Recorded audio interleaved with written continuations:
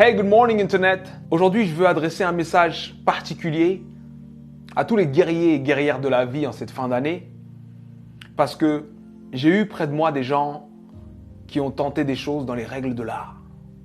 J'ai moi-même plusieurs fois dans ma vie tenté des choses dans les règles de l'art, c'est-à-dire la motivation y était, la planification y était, la foi y était, tout y était et ça n'a pas marché. Et ça arrive. Des fois, ça arrive même que tu sais que ça va marcher, tu fais tout pour que ça marche, mais d'autres choses que tu croyais là s'effondrent. Des imprévus de la vie arrivent en angle mort et boum! Des choses qu'on peut appeler catastrophiques. Et là, tu te poses la question, mais pourquoi moi? Pourquoi c'est aussi dur pour moi? Pourquoi ça m'arrive à moi? Si tu es de ceux qui se posent cette question, il faut que je te raconte l'histoire d'un homme. Cet homme est né en 1809.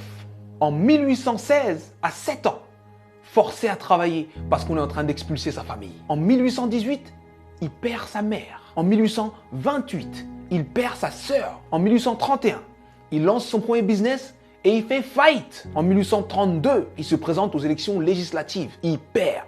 En 1833, il emprunte de nouveau de l'argent pour créer un business qu'il lance et qui fait faillite encore. En 1835, il rencontre une femme merveilleuse, il tombe amoureux d'elle, il se fiance et elle meurt.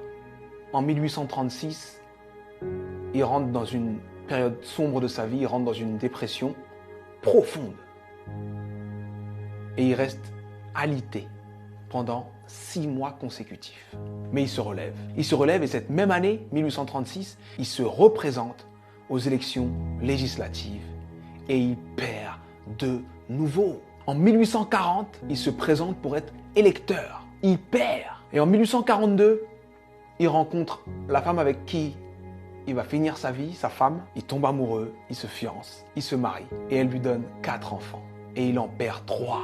En 1843, il se présente au Congrès et il perd. En 1845, il se présente de nouveau au Congrès et il perd de nouveau. En 1850, son fils meurt. En 1854, il se présente au Sénat, il perd. En 1956, il se présente pour être vice-président. Il n'a même pas 100 voix. En 1958, il se présente de nouveau au Sénat et il perd de nouveau. Et en 1960, Abraham Lincoln est élu président des États-Unis d'Amérique. Et il fait 2 mandats exceptionnels qui font de lui l'un des présidents les plus respectés et les plus impactants de l'histoire des États-Unis. C'était important que je te raconte cette histoire. C'était important que je te raconte cette histoire parce que on voit le héros, mais on ne voit pas les coulisses de la réussite. Il faut que tu acceptes les coulisses de ta réussite. Peu importe la difficulté, peu importe ce qui se passe, peu importe ce que tu dis, sache que tant que tu respires, ton but t'attend. Tant que tu respires, ton rêve t'attend.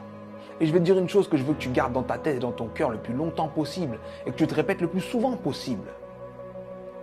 Les épreuves que tu trouves sur ton parcours sont adaptées à ton potentiel. Les petits potentiels ont de petites épreuves. Les gros potentiels ont de grosses épreuves.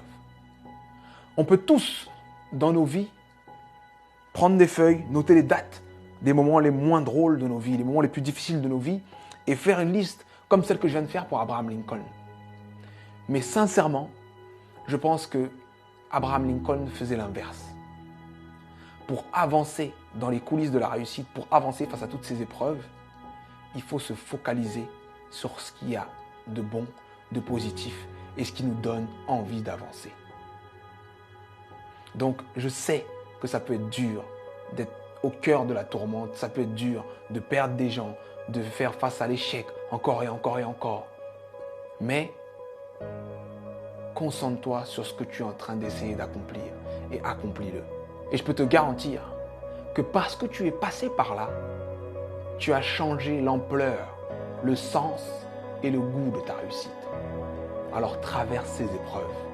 Elles sont adaptées à ton potentiel, elles sont là pour te faire grandir. C'était Sudei. J'espère que cette vidéo t'a plu. Et si elle t'a plu, partage-la. Merci.